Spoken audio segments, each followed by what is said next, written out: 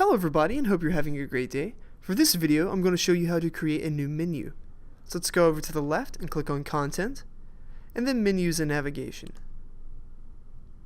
Now let's go to the top right hand corner of the screen, click on the green New button. Now let's give our menu a name. I'm going to call it Video Test. And if you have more than one store, you can select the store this menu applies to from the drop-down. Let's click the green Save button now. And once we do that, the Add New Link button appears. So let's click that. Now let's give our menu button a name. I'm going to call it Test 1. And we have an option to either hide it or make it open in a new window once clicked. Now for the type, I'm going to choose Product Category. And since I've chosen Product Category, I need to select a category. So I'm going to click the blue folder and then choose a category.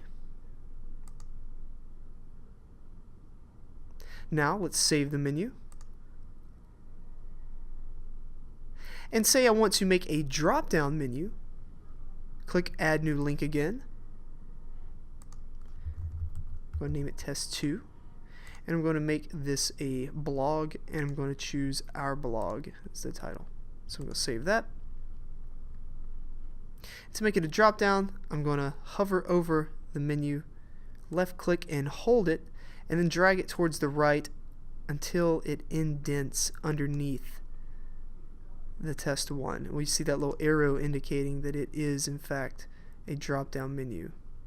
So now I'm going to save, and our menu has been created. Now to actually apply this menu to our store, let's go to the bottom left and click on Themes, and then edit our theme, and then choose Header. And from your header you should have a menu bar widget, so let's edit that. And then the first drop down, choose the menu bar we just created, and then save.